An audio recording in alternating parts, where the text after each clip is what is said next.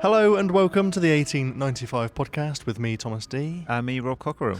Rob, we teed this up a bit in the last episode. They're coming thick and fast, aren't they? But we're, of course, here on the ground in Austin ahead of our event, aren't we? We are. The events are coming thick and fast, aren't they? As well as the pods. So, yes. Yeah, great time to be in event season. Fantastic time. And talking of event season, yesterday we were at one of the events of the season, weren't we, here in Austin. And that was, of course, the Grand Prix here at the Circuit of the Americas. Should we give any spoilers to the race? Oh, I think we should, surely. We could do a bit of... This is our moment, Tom. This is our moment to do a race recap. This is. I always thought I'd be a Formula One journalist, so maybe this is the start of it. This could be the launch pad, yeah. But yeah, what a race that was, and to see Max Verstappen run away with that victory. Yeah, you know I am Team Lewis, always have been, big fan, but got to acknowledge what a great moment this is. We're watching someone at the peak of their powers. He just owned that race yesterday, didn't he? And we were down there, a few of us down at turn 6 and 7. You could see the gaps being pulled lap after lap after lap. It was a great experience. It was a real masterclass from Max, and we're also lucky enough to see that vital overtake snuck into one of those grandstands, didn't we? Snuck into one of those grandstands. A bit cheeky, but I'm glad we got to see Lando overtake Charles there on the last couple of laps. Home hero for us, of course, but absolutely. But as you said, great to see that. Will that prove a decisive moment in the World Drivers' Championship? Could be the turning point. It could be. We've got 5 rounds to go to see if we witness something truly special there. But yeah, delighted we went. Fantastic event, wasn't it? Oh, just the whole thing, Tom. We all felt it, didn't we? Just the whole experience. A real buzz around the place. From the moment you arrive, hundreds of thousands of people there, and just the whole event experience that they put on is phenomenal, and something you're not going to forget that. And talking of phenomenal events and things you won't forget, of course, Helium Super Summit 2025. That's another event that perhaps that was just the precursor to this event. Yeah, maybe this is the main course and the dessert, the cherry on the cake. Yeah. Of course, I think it's our 7th Helium Summit, I want to say. Of course, an event that started back in London in 2013 at the height of Helium Shortage 2.0. And yeah, an event that continues to kind of chronicle the evolution of the helium business since then, through all of the topics from a lack of plan B and crisis management back then to really discussions around, is that supply chain as plentiful as we think in 2025? And this is an event that's, I guess, found its home in Texas in the United States. Of course, normally in Houston. Yep. Normal attendees will be used to that event and that location, but we've got a new location this year here in Austin, haven't we? Shaking it up for a year, yeah. How nothing to do with the Formula One. No, I'm sure you set the date and the venue. But had nothing to do with it. Yeah. But how have you found Austin away from the Grand Prix? Of course. Yeah, really interesting. Actually, gives me the whole Nashville vibes from our CO2 summit last year. Perhaps doesn't feel quite as much of a party town from what we've seen. Less country music. Yeah, exactly. But there's definitely a big buzz. Yeah, it's a great place to be. This venue, the downright Austin, is fantastic. Perfectly cut out for this event. Very quirky venue, isn't it? For the benefit of the tape, we're sat just at the end of quite a long hallway overlooking our registration table, and a lot of pink on display. There is a lot of pink on display, yep. A lot of character in this building, a lot of energy. Of course, we were very excited. There seemed to be a lot of F1 personnel and team members here over the weekend when we arrived, which was great. And yet people probably won't be able to hear this, the listeners, but all of the hubbub and the activity going on down there near the exhibition and the registration desk. Yeah, we can see people collecting their badges and the exhibition room slowly filling up, so we'll join them shortly. But let's just run through the event quickly, shall we? And what we're looking forward to over the next couple of days. So many insights, so many exciting speakers, presentations and sessions coming up tomorrow and also on Wednesday, isn't there? Yeah, and speaking of the amount of people, we're expecting, we know there's 300 delegates here for this event, which is no mean feat during a relatively stable period in the market when things are allegedly plentiful. So pretty happy with that. Attendance, it's always a big one, this event.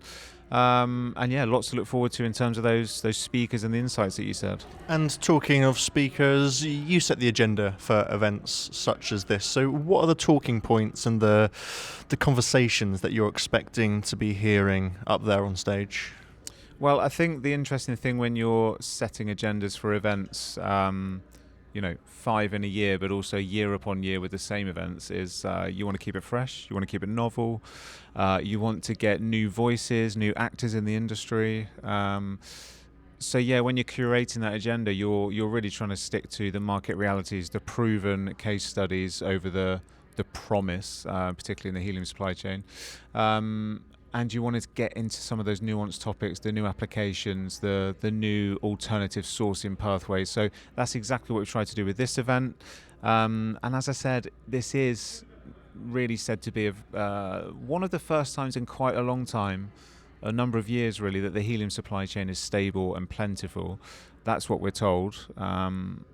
So I think it's difficult to create an agenda sometimes that, if the market is stable, why there's no crisis management, what do you need to be there for? So what we're trying to drive this time around is, yes, those market realities, but also I guess success enablement. We want to find out, okay, if the market's stable, where can you find demand? Where can you find the new applications? Where can you seek new opportunities in helium? So that's exactly what we're aiming to do with this agenda. And of course, a familiar tale with CO2 as well. We've just come back from a conference in Denver, and we're seeing very much the same there, aren't we? We are indeed. And absolutely, I think, interestingly, Tom, with both of those events, and I'll get onto this in a second as well, we're also seeing, yes, the market is stable, the supply chain is stable, major shortages or tightness is often mitigated before it happens.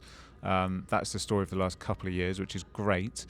But we do here at Gasworld, don't we, that actually there are pockets of tightness on the ground. People saying, actually, it's not as secure as you're led to believe. So, I mean, you see that in your video interviews. I see it in the polls, the question of the day polls online at gasworld.com, and of course the event polls when we're there on the ground.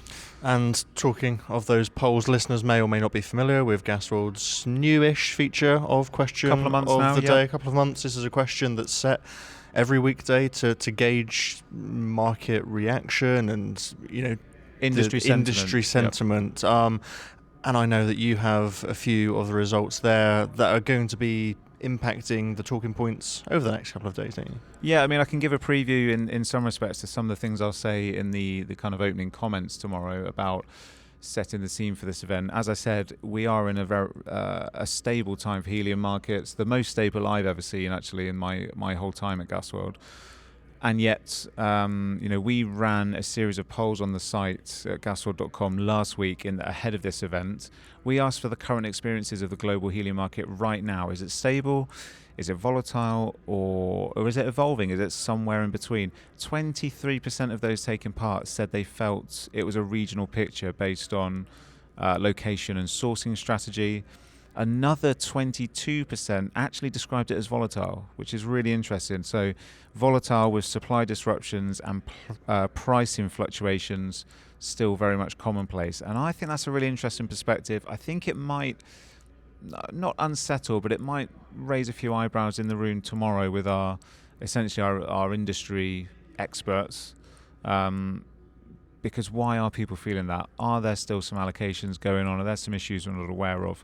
20% acknowledged it was an evolving market with transforming players and dynamics. Another 20% said they felt the market was stable and supply and demand were largely balanced. Just 15% said their experience was of a plentiful supply chain. So again, we're getting these contrasting views here. That's why this event is critical. That's why we're getting to all those insights. And we will, of course, you and I and our chairs, our fellow moderators, will put those questions to our panelists. And we're going to have a few polls running here at the event over the next couple of days as well, where I'm sure we'll be posing similar questions to what you've just reeled off there. So it'll be good to see if that changes over the course of the event or if it's different from those results completely. Yeah, our exit poll will look at the market confidence based on what everyone's heard over the last 2 days, and we'll pull that up on screen before the event closes just to see where that industry sentiment sits right now. And then the other interesting thing in one of the polls we asked last week was, what do you want to see? What's the biggest question you'd like to see answered this week? And it is whether there'll be shortages emerging or easing in 2026. That'll be certainly interesting to keep an eye on, won't it? It will indeed.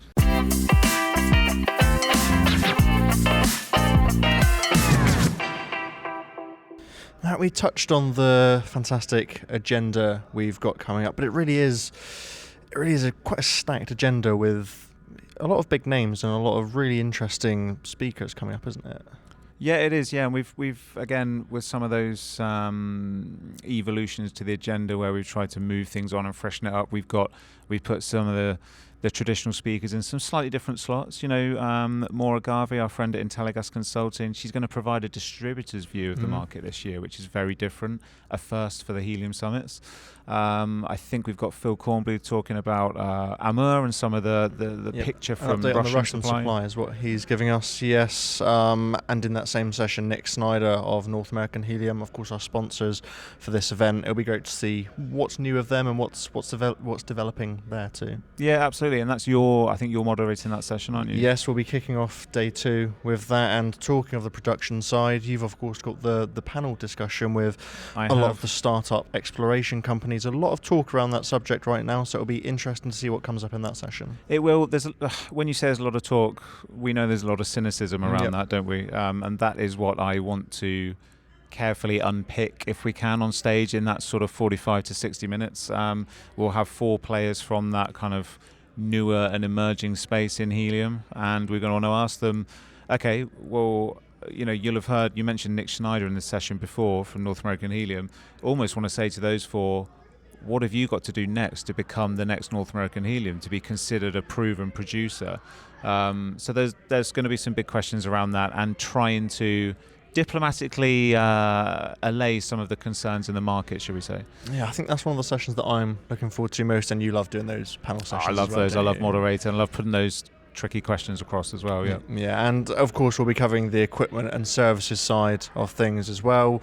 Rounding off day 2 with that, really important that we still cover topics such as that at this event, isn't it? Absolutely, yeah, because it's those kind of invaluable bits of equipment, the new technologies, the logistics, they're critical to keeping the industry moving day in, day out. The logistics side of it, how you get that product from one place to the other, how you get it in the first place and produce it and package it. So yeah, critical. And of course also critical, we didn't reflect on, I can't remember if it's session 2 possibly, with the application side of things, some of those really hot, fast growing applications. Yeah, aerospace, semiconductors, all the such. So yeah, a lot to get through in the next 2 days. I think it will be a really busy and mentally challenging couple of days. I'm sure it will, yeah. But so much to take in and so much that we can reflect on over the next couple of podcasts too. Yeah, absolutely. And I think, just to give a flavour from some other polls we've had, our gasworld.com audience,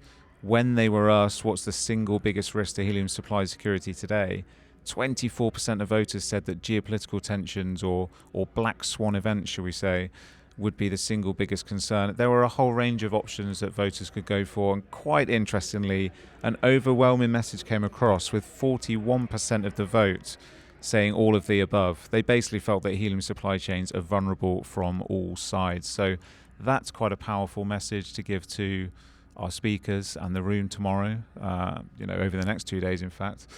And I think it's quite a powerful message about why we still need to do these events. Yes, and maybe a powerful message to end this episode on. I can see the room filling up. There's more people coming, more people registering, so we should go and help the team out. We should go and start welcoming some of our guests. But fantastic to look forward to our event, and I look forward to reviewing it as well in the next couple of episodes. Yeah, looking forward to it. So listeners, to get all of that straight into your feed, please do like, follow and share the 1895 podcast, and we'll be back again next time.